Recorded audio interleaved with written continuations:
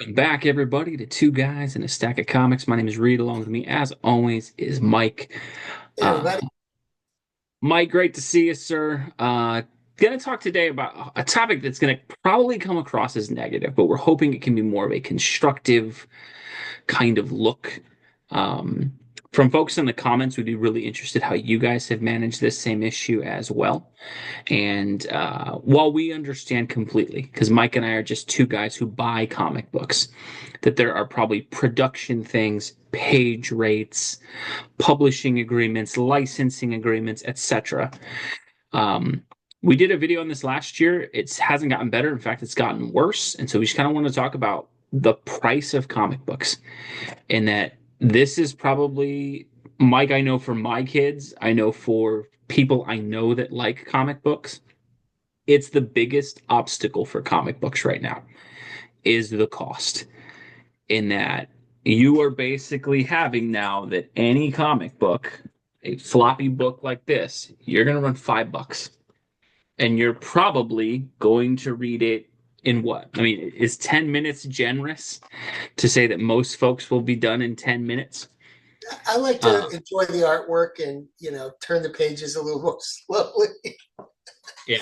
You're right. It's I 10 mean, minutes and pretty let's much cut. exaggerate as much as possible. A half hour. So in the time that it takes you to watch an episode of Seinfeld, The Office, New Girl, Big Bang Theory, whatever your comedy of choice is, you are done with that comic book at the very least, and it's $5. You compare that to anime, manga, 9.99 for 120 pages. You throw in the fact that hey, go buy 12 comic books, probably running $60. You take that same $60 and go buy a video game, you get probably a better storyline and maybe 80 to 100 hours of entertainment based on the type of game you buy. I, This I issue think, doesn't seem to be going anywhere, Mike. What do you feel about the whole thing with pricing in comics? Like, where are you at right now on that? well, you brought up the great analogy of television. So, say you're going to invest in a streaming service and, 8, 9, 10, $15 a month. Mhm. um, the big two have that out there as well. Of course, you're 6 to 10 months behind, I think, on some of them. Like But you could, Marvel Unlimited and stuff like that. yeah, Yeah. you could subscribe. I just canceled both my subscriptions to DC and Marvel Unlimited. So, but you could subscribe and read, issues of comics that are 6 months old, and that's one thing. So that's out there. And what I'm looking at right now is I have at my local comic shop, I have an agreement with them that they will pull all facsimiles for me. Yeah. And I generally buy all the facsimiles they pull for me because I love the facsimiles because, I'm the older Great guy. to see those republished. I Yeah. like the older stuff and it's great to have, a facsimile. But my gosh, some weeks it's, I'm down 30, but and the facsimiles are usually more expensive, It's a or piece. some of Yeah. them are, especially those golden age ones that they're putting out now. They're $8 a pop. So Yeah. those are great. So this week I'm canceling all facsimiles just because some months I might spend $50 or more on facsimiles, and I just Just a don't lot feel of money. it's worth it. And then I have my regular sub pull list that I'm trying to pare down. And depending on what's printing, like right now, Blade Runner's not publishing, but sometimes you get one or two Blade Runner runs going simultaneously. And now I have two Flash comics that I'm getting simultaneously. I was subscribed to all the Spider-Mans for Jackson, but we're whittling it down. We're just going to go to the Ultimate Spider-Man. the Ultimate Spider-Man. Thank you, sir. So we're going to keep that one, and I might keep both of the Flash books. I might not. I might just get Absolute Flash and see where that goes. That's a big deal for me, right? Because I've been buying Flash since time began. So, so it's I'm really thinking hard about this to try and whittle down my budget. I go into the comic shop. Sometimes it's $30, sometimes it's $75, depending on how long and how many facsimiles came out that those week or two by the time I get to the comic book shop. So I'm looking for alternatives, maybe, or just whittling down because let's face it, I'm a busy guy. I don't have enough to read. And plus, I have plenty in the stacks behind me that if I ever get bored, I can read all the ones that I bought Well, that I I haven't think read that's the yet. crazy thing is with so many classic runs out there, what they've really done now that's very difficult for comic books. Um, there's so many older comics that are really, really good and really, really consistent, and in all honesty, really cost effective. In that some of these omnibuses, and I'll kind of just pull one I have here. Let's see, I've got this right, JSA, giant omnibus of Oh, JSA comics. Jeff Johns, a lot of good artists on it, good writers. I believe this contains 40 something issues of JSA. I didn't read JSA when this came out. $60. Now Amazon has it cheaper, that kind of thing. 40 new comics, probably 240 to $250. And let's face it, that's probably better comics than what I would get now.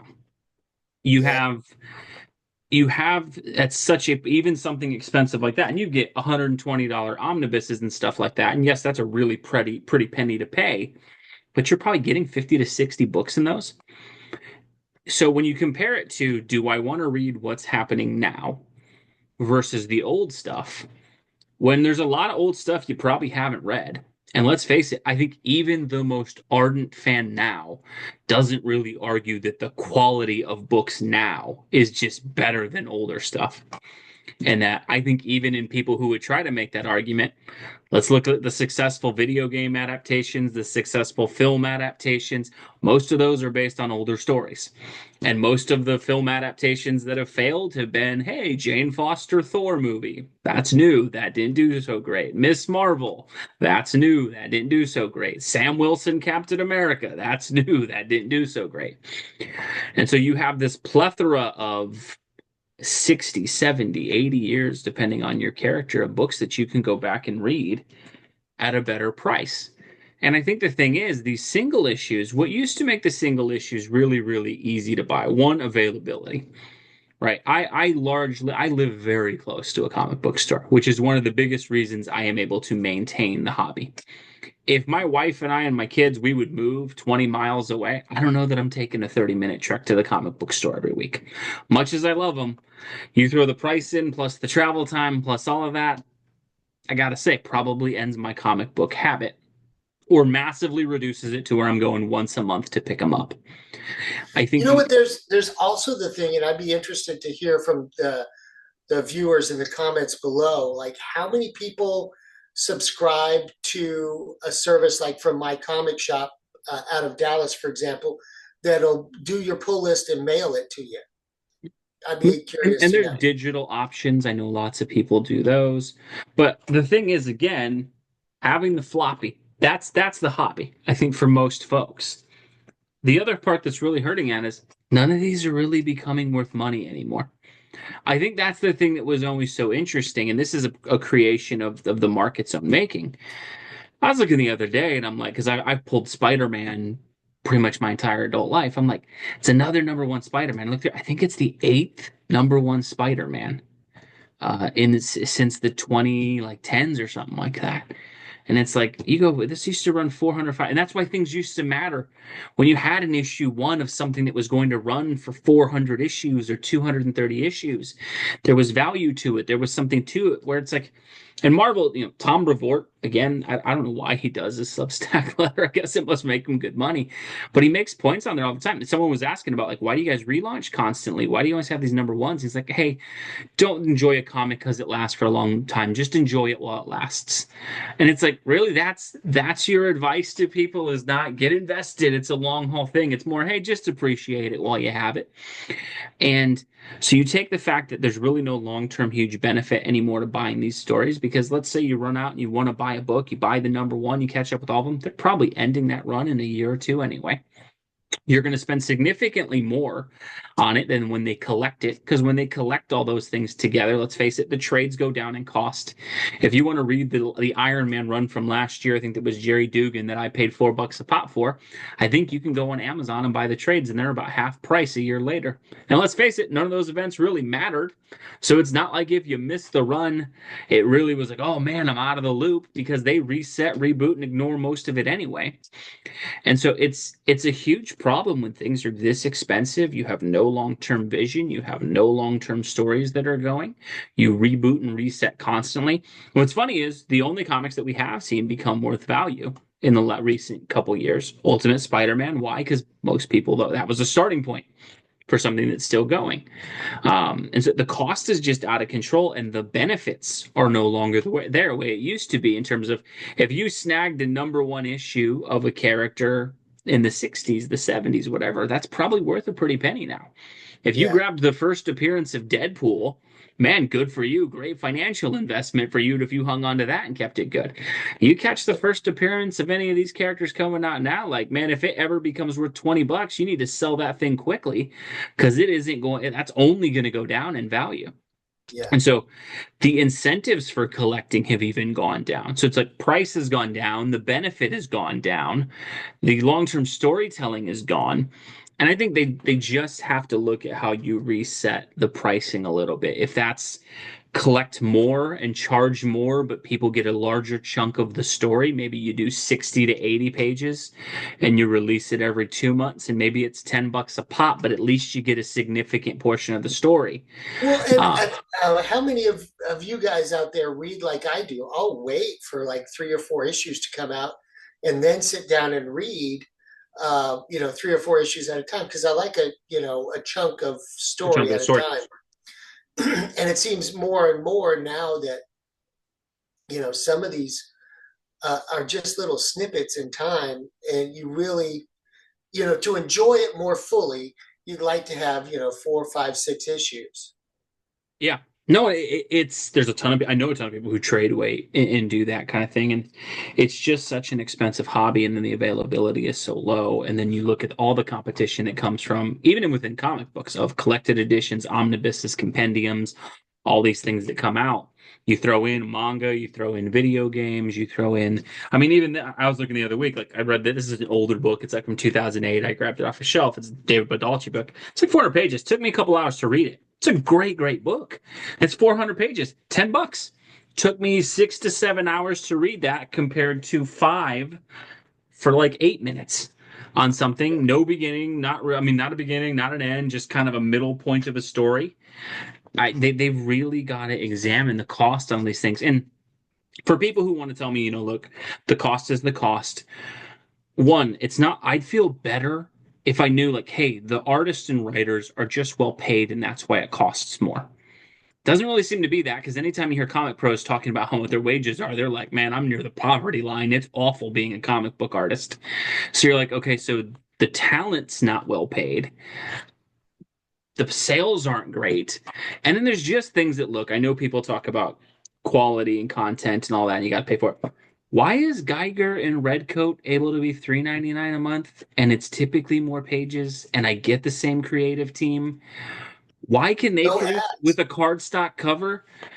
And I and know no it's one or ads. two books and Marvel's pushing 50, but it doesn't, I can't imagine that Jeff Johns and Brian Hitch and Gary Frank are making Geiger and Redcoat and just going, "Hey, it's money out of our pockets, but we love the fans. Let's keep it 3.99." Clearly, that's working, and they're making money off of it. And so it's like, how do they do that, but Marvel and DC can't?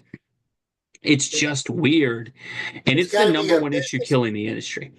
There's got to be a business model there with the big two. There's probably a lot of extra overhead, legal Printing fees, contracts or something. yeah, something like that. That it keeps it more expensive.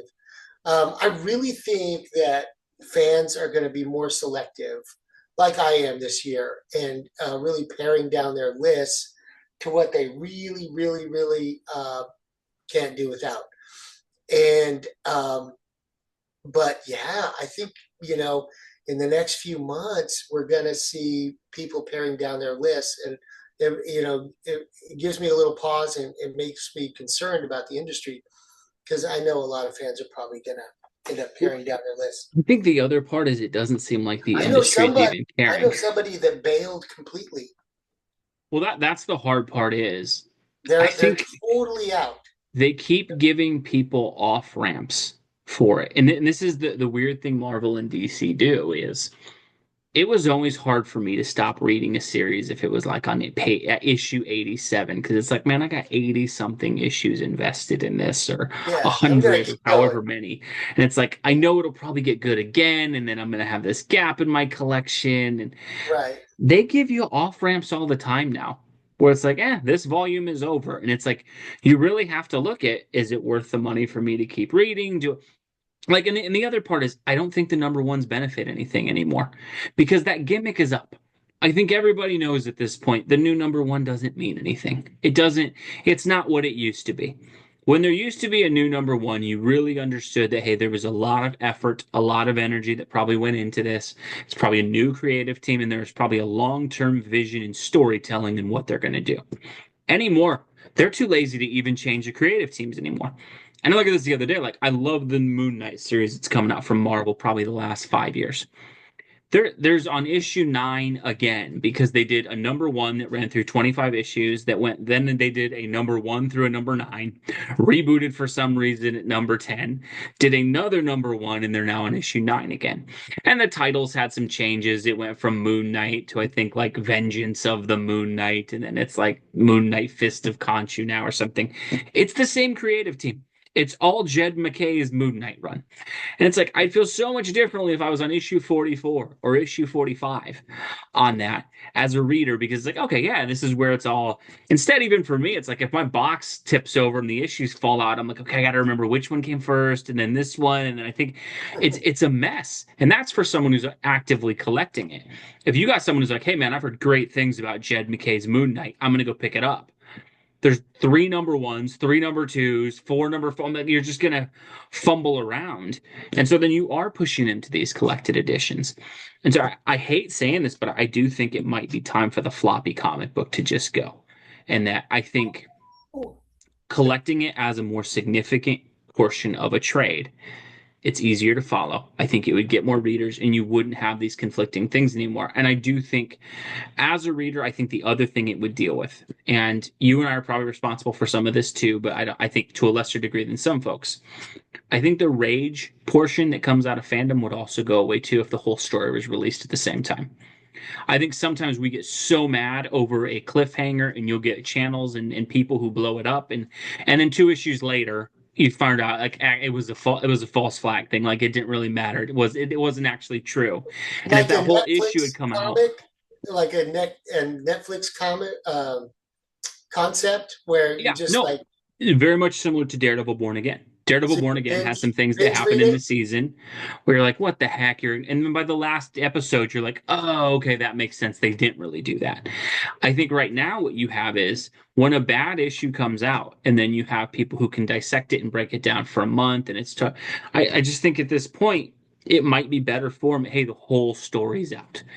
And I know the cliff, and I hate saying that because the cliffhanger nature and the to be continued, dot, dot, dot, and you go chase down the next issue is a huge piece of comic books. I just don't think it's So there anymore. what if they waited and did a trade every 10 issues or 6 issues Yeah, I or think if whatever? you did, I think if you, and I'm trying to remember the name of a Six company, and issues someone, for $12.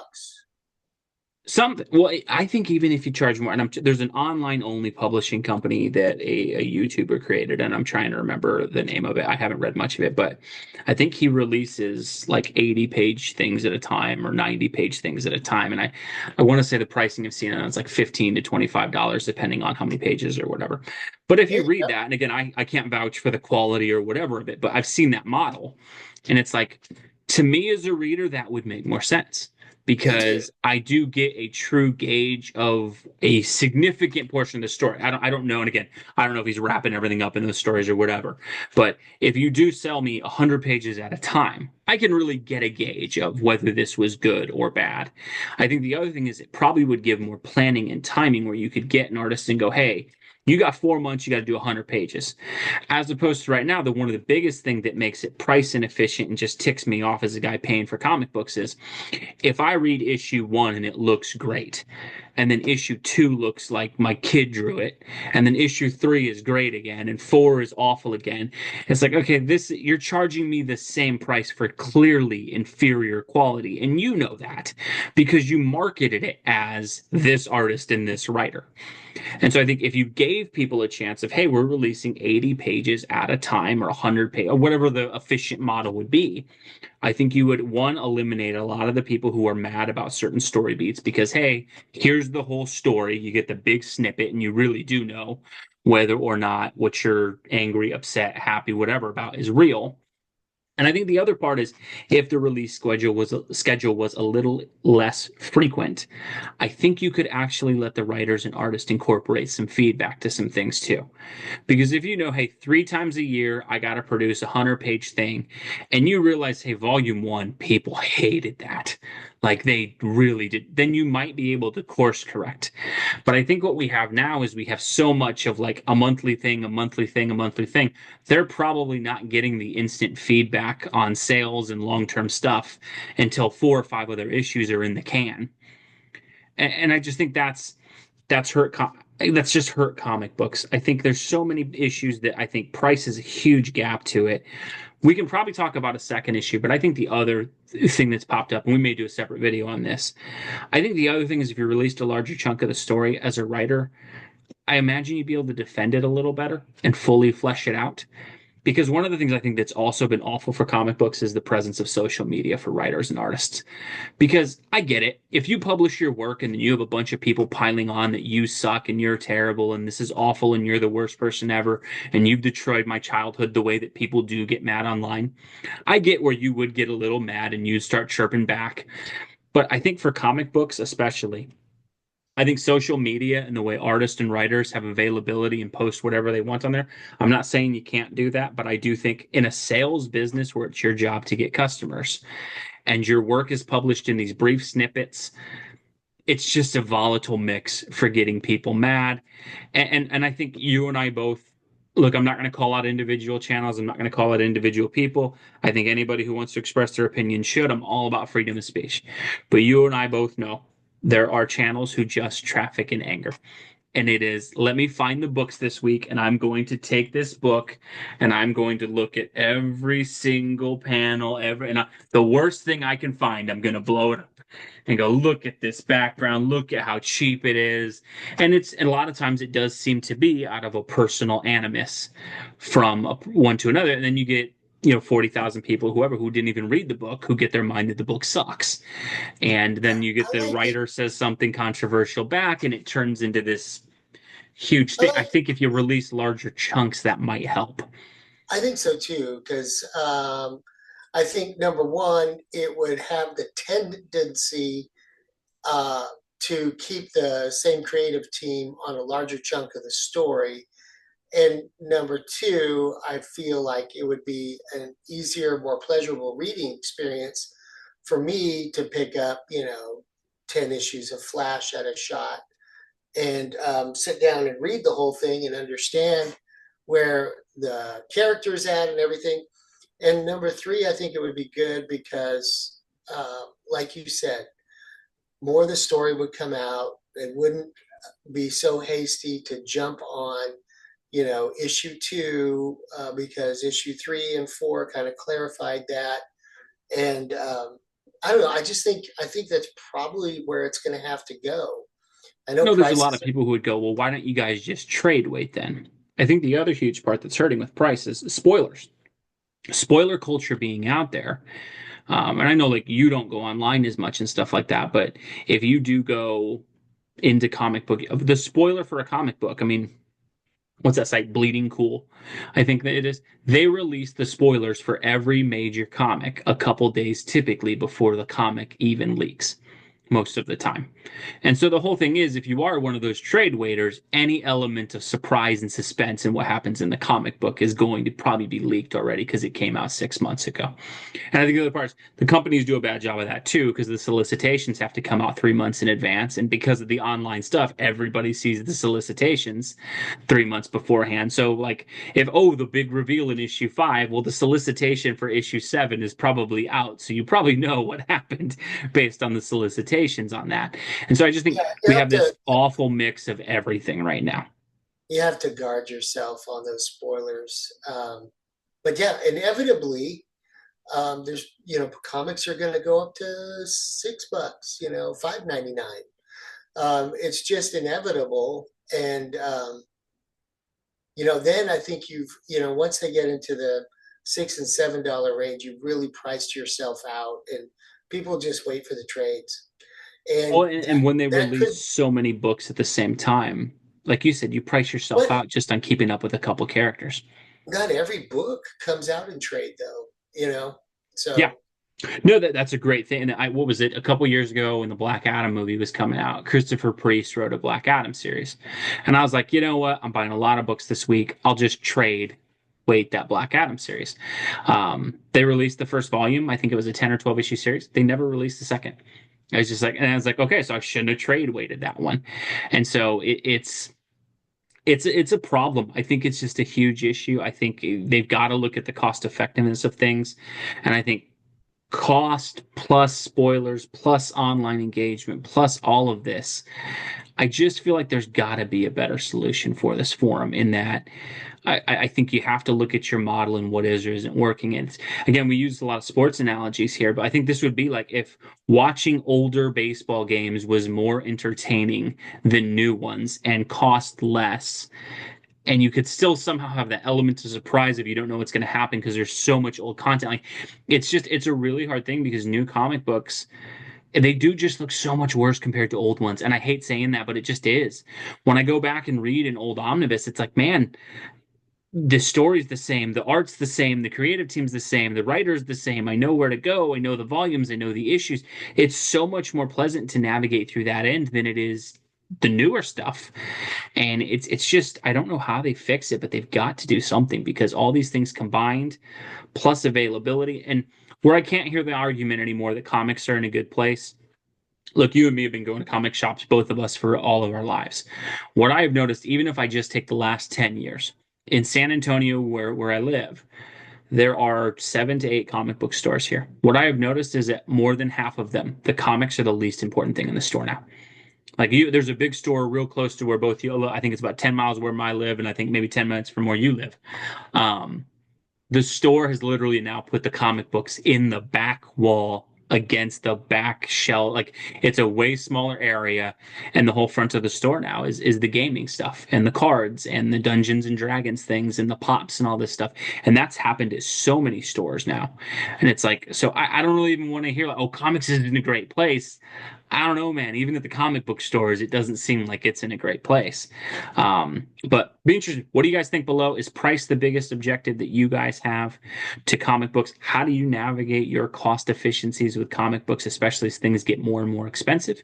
And like me and Mike, do you kind of find that maybe if comics went to a broader format of releasing more content at once, it might be helpful?